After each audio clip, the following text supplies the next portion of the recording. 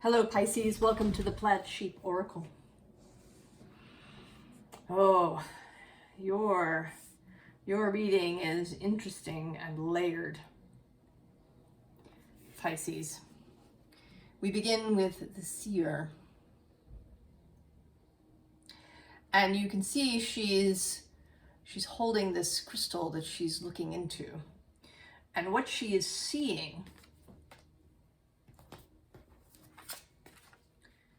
is this moment of new beginning. I feel like, Pisces, that there's something you've been resisting, that you've been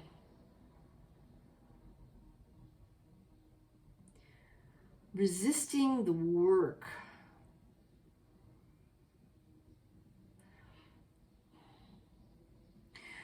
Maybe resisting making this seership ability into your work, or using it within your work. I don't quite know what the resistance is about. If it's seeing, this as frivolous, as impractical, as relegated to the spiritual realm, or if perhaps you think it's impractical in the sense that you won't be able to make a living at it.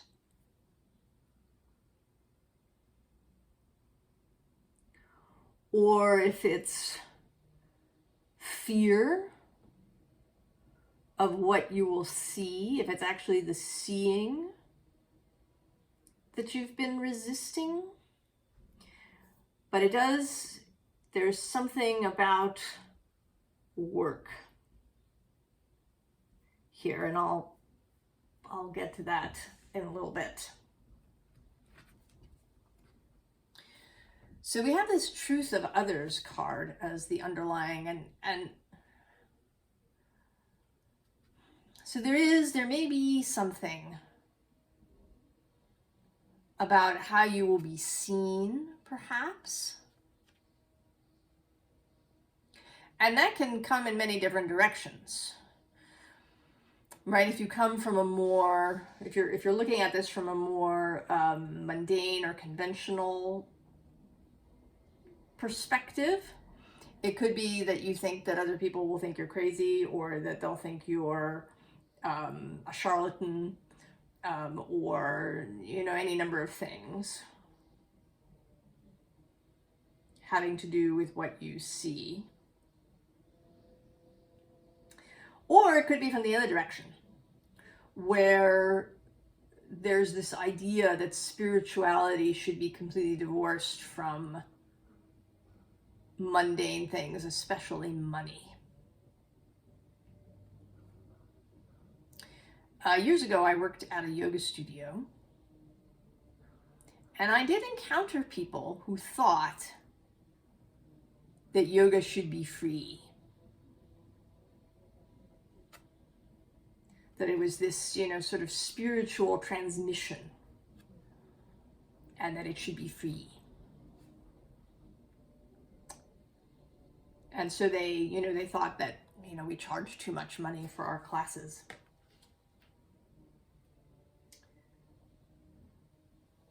And so there is this idea, of money being, this thing that is that soils things, or that is, So there's that. It could be that you're worried that people will think less of you in some way, from either direction.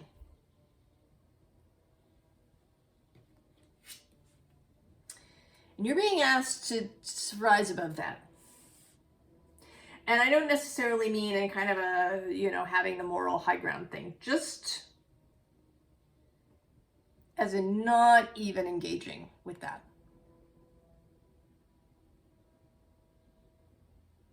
Just crossing over it entirely. That is, right? It's not even the point here.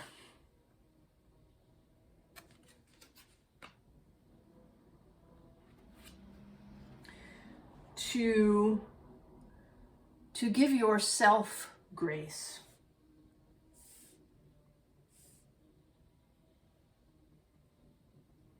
You know, you can acknowledge your fears, the places that your mind goes when you think about these things.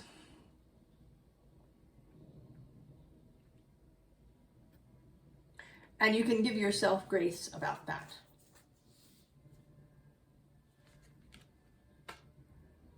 This is not a call to be hard on yourself. Or hard on other people, actually.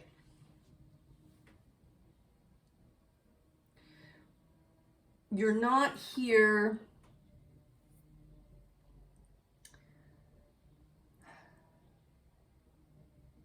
you're actually oddly not here, considering what I'm doing here, to give advice as such. You're here to present a vision to others and to yourself, to allow what wants to come through to come through, to attempt to do it as openly as you can. I mean, complete objectivity is impossible. You are who you are.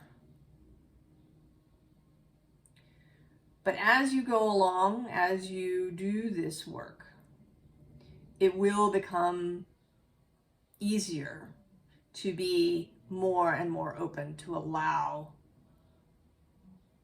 the message that wants to come through, regardless of your own preconceived notions about things or your own feelings about what is or is not right for people.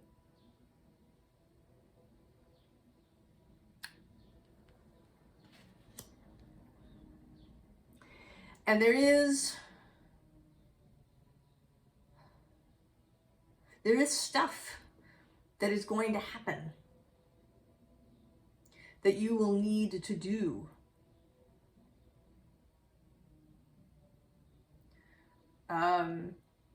This is not an instantaneous thing. It's not,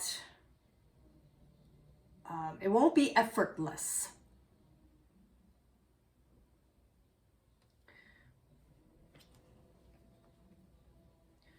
There may be, with this Four of Arrows, Four of Swords, periods when you have to rest, when you have to go inward, periods perhaps of self-examination.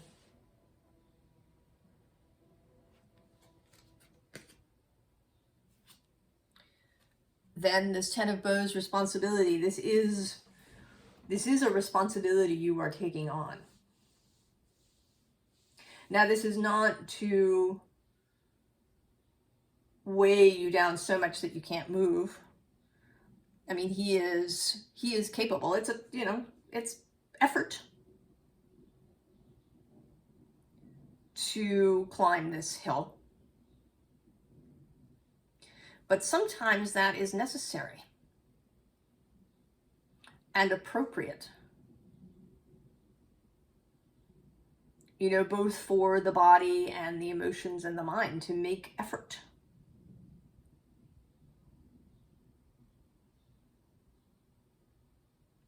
To bear the responsibility, to be conscious of that. So that, you can also be conscious of your integrity, of your clarity of your, you know, this is the Hermit, the Virgo card. Probity. Integrity.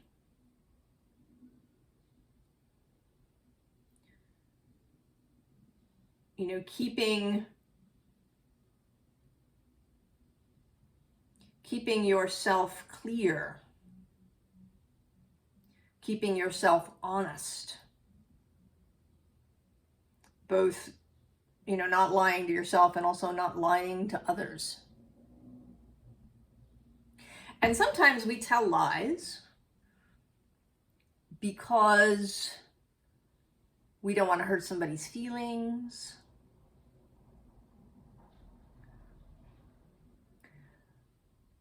You know, it can be as simple as, you know, telling somebody that their new haircut looks fine when you think it's, you know, a poor choice. And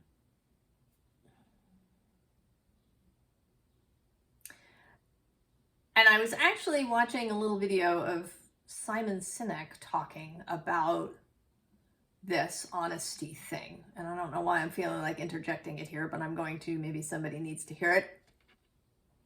So he talked about being honest and how he went to see somebody's performance in a play. And the play, from his perspective, was pretty bad.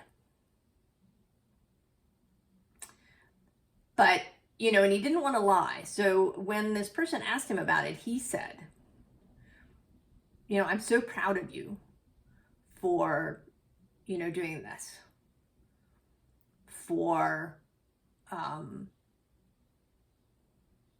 you know, extending yourself, for doing the work, for, right? So he was honest with this person.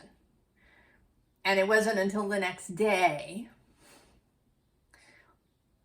that he, you know, when the kind of high emotional space had subsided, that he gave a critique of the play itself. So being able to be honest, but also to be aware, right? To be wise about how you share information, so that you're not sugarcoating, but that you are aware of the emotional dynamic. And this is part of the responsibility section. You have been given a window, the ability to see. To see into someone's future. To see where their current energies and their current choices are leading them.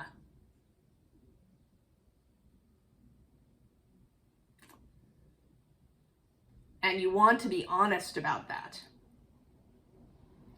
But to do it in a way that where it will be received. So you are responsible for the manner in which you share the message. You're not just gonna blurt stuff.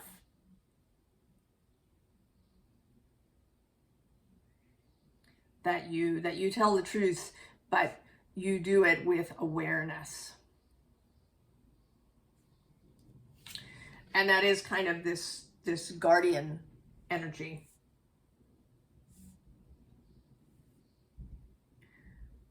To understand that you walk in these other spaces.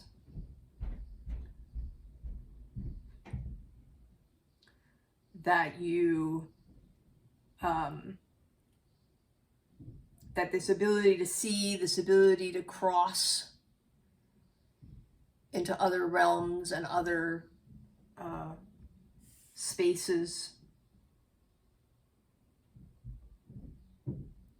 is a responsibility that you carry. and that there may be trials, that you may run into very difficult situations where you have to tell somebody something that seems, right, that you don't really want to.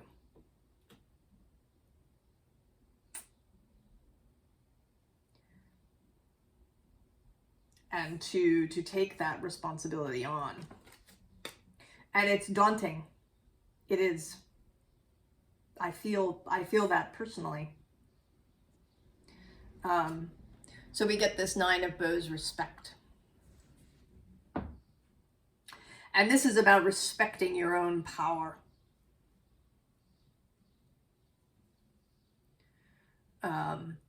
You know, I don't want to make it this giant onerous weight. I think that there will be an enormous amount of joy in this work.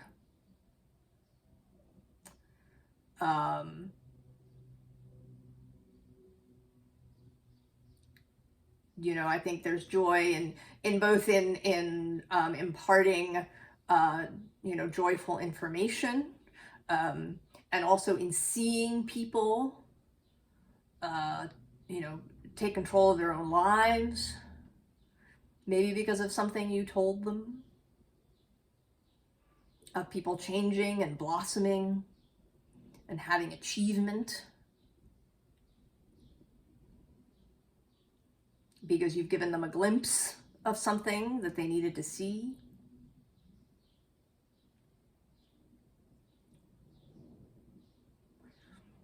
But to not get complacent, to not self-deprecate, to not, you know, purposely diminish your own skill.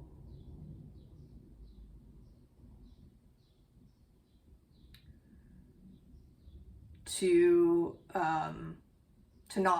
not take it for granted. To have self-respect. And self-respect for that power and skill.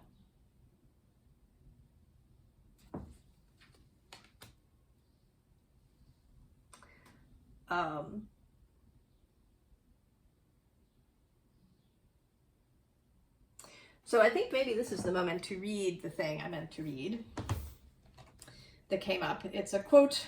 I had a little piece of it from a piece by Khalil Gibran in The Prophet, and it's on work. Always you have been told that work is a curse and labor a misfortune. But I say to you that when you work, you fulfill a part of Earth's furthest dream, assigned to you when that dream was born. And in keeping yourself with labor, you are in truth loving life. And to love life through labor is to be intimate with life's most intimate, with life's inmost secret. And to love life through labor is to be intimate with life's inmost secret.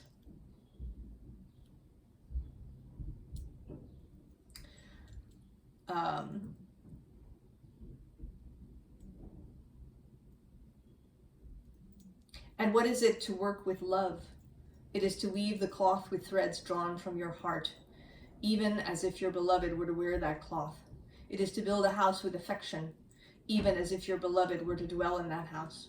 It is to sow seeds with tenderness and reap the harvest with joy, even as if your beloved were to eat the fruit.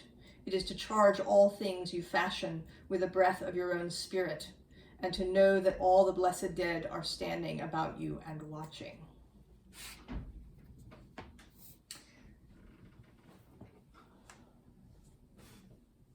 And I will link that page so you can read the whole thing. I skipped some.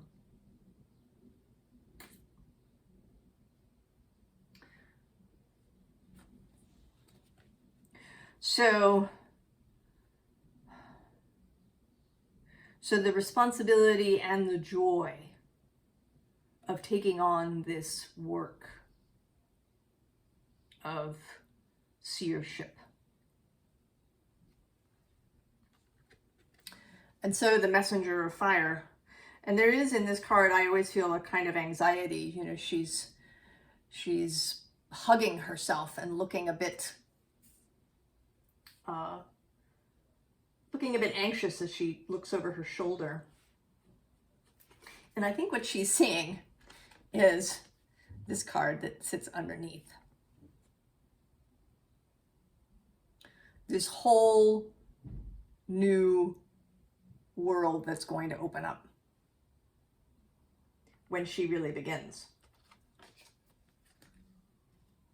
And I think this is only here at the beginning.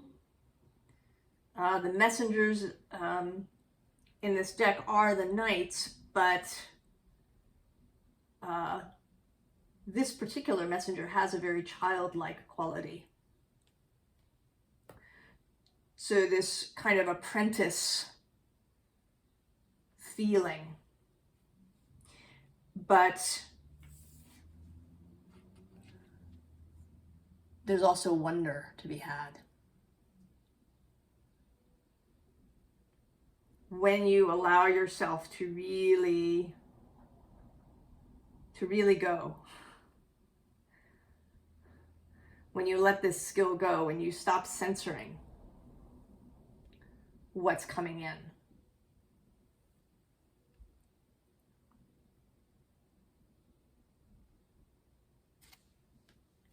There is wonder to be had. And there may be a little bit of a, deer in the headlights moments as you progress. Moments of perhaps disbelief, right? She looks a little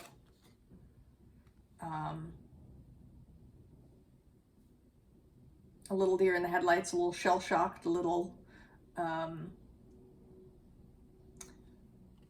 unsure what to do in this 5 of fire, or kind of perhaps conflicted energy. Maybe a little overwhelmed. But each time you will come to solidity, back to solid ground. With each expansion phase.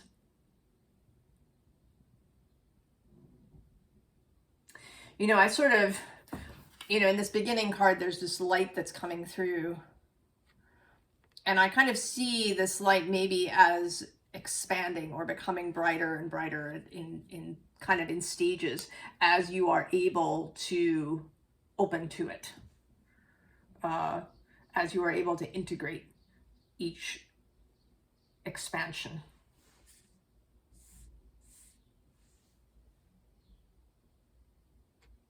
But this inner solidity that you hold within yourself is always there. There may be a period with each new kind of level of expansion that you feel some uncertainty, some anxiety, but you will always come back to earth when you work with love. So here we have the devil. All those today, he comes up through differently, but today he is kind of all those niggling thoughts. He is representing today the structure, the Capricorny tradition. Maybe, what you grew up with, what you were told was honorable work, or how you were supposed to work. Or, what was real and what was fake. So it made all of that,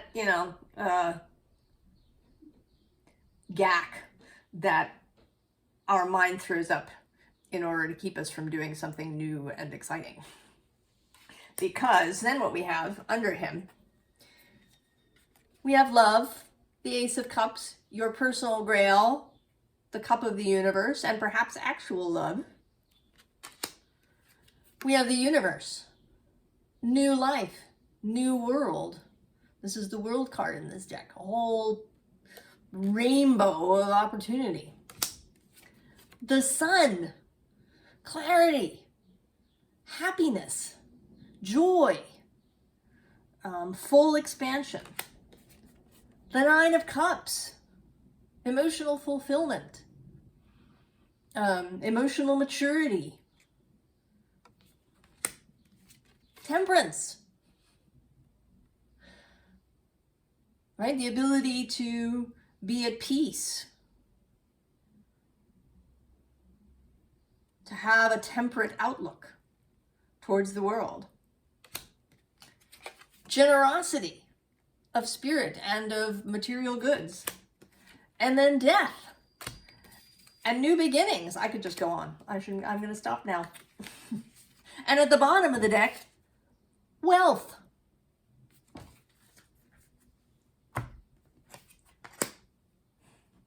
All that stuff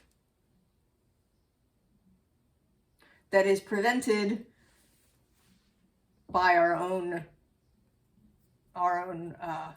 internal gack, those thoughts that we keep thinking. So of course, the Queen of Discs, gestating a new thing.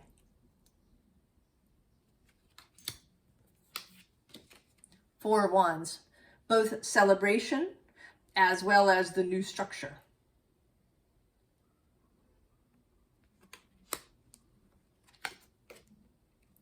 The Hierophant, internal authority.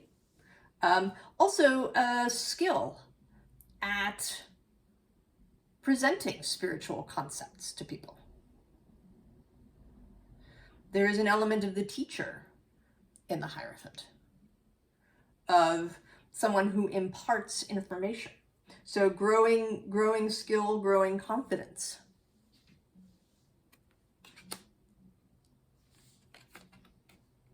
And then the Empress.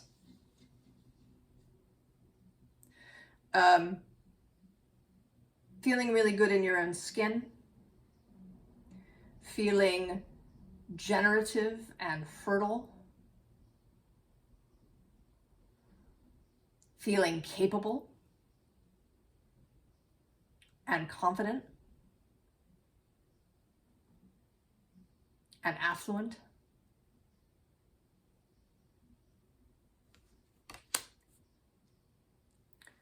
So, advice.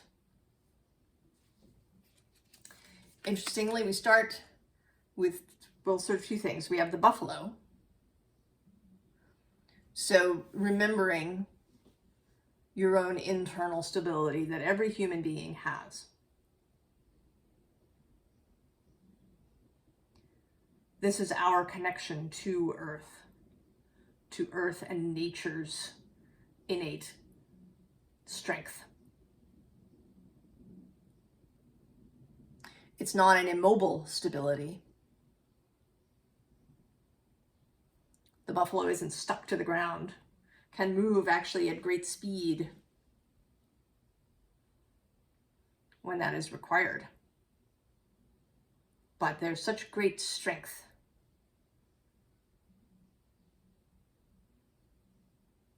Perceptible strength. Allow others to know your strength.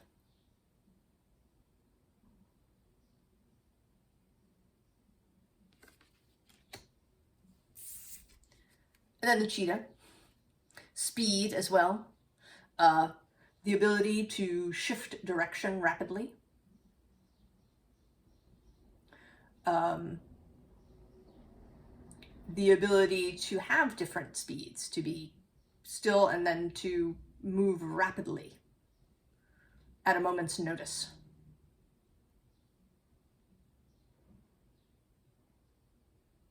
So to be flexible in your life, in your choices, to to allow for that fire kind of intuition. The water intuition of Pisces is a really felt thing. You know, you feel it, it kind of rises in you, the water of feeling. But fire is instant. You know it and you do it.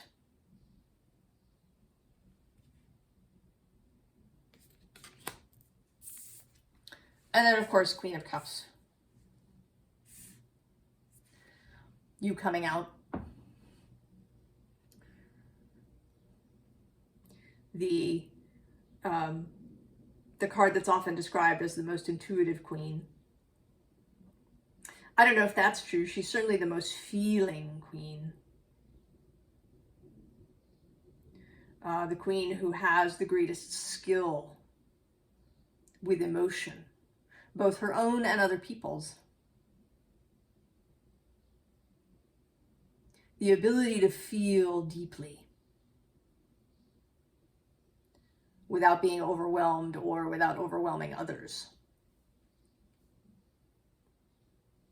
The ability to sit with somebody else's deep feeling without being, you know, sucked under by it.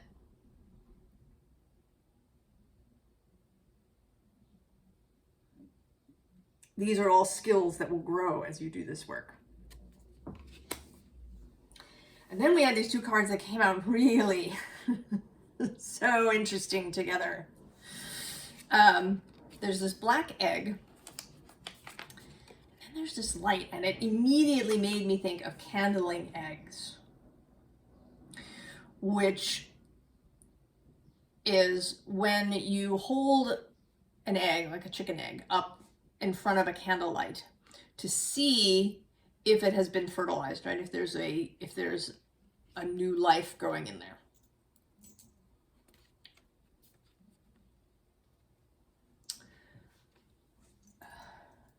And this black egg, you know, symbolizes a truth. And it may be that you have been afraid to look. But you can, right? You have the ability to see before this egg hatches.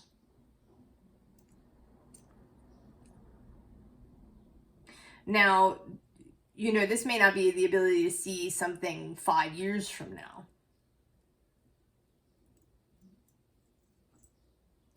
Necessarily. Although, you know, time is a fluid, mutable thing, I think. But the ability to see something, to know before it occurs. Allow yourself to look. Candle the egg.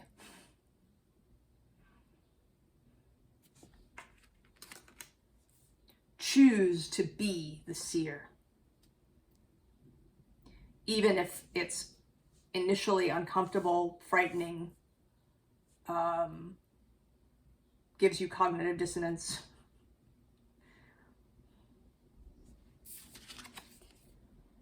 Embrace the crow.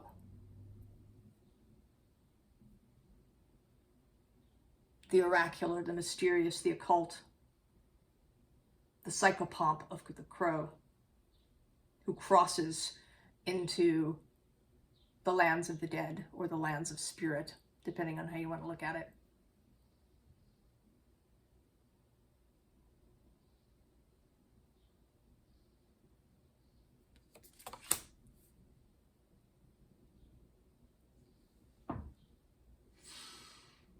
And I do realize that this is sort of a specific, kind of a specific reading. You know, if you have some other job, if you're an engineer or, you know, a graphic designer or, you know, I don't know, construction worker, this is going to seem irrelevant to you.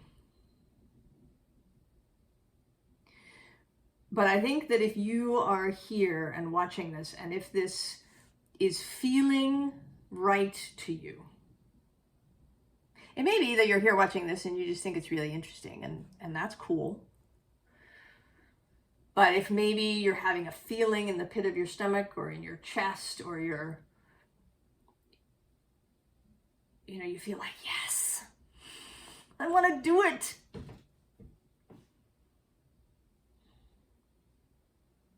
And it is possible, that maybe this isn't about livelihood. It could be that you have another job that you do that is kind of your monetary source, and that this work is kind of the vocation, the calling that you do for others. Either, maybe without a monetary exchange, or maybe there's a different sort of exchange.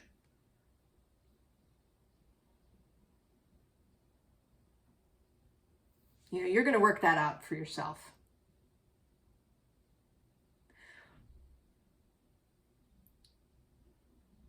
But if you are here and this is feeling right, if you feel a sense of rising excitement,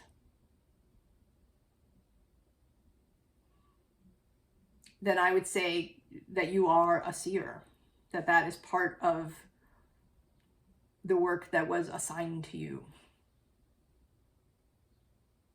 or that you assigned to yourself.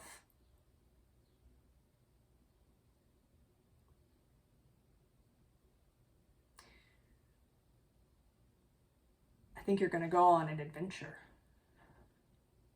Pisces, if you accept this this offering, this work. I wish you all the very best, Pisces, and I'll see you next time. So long.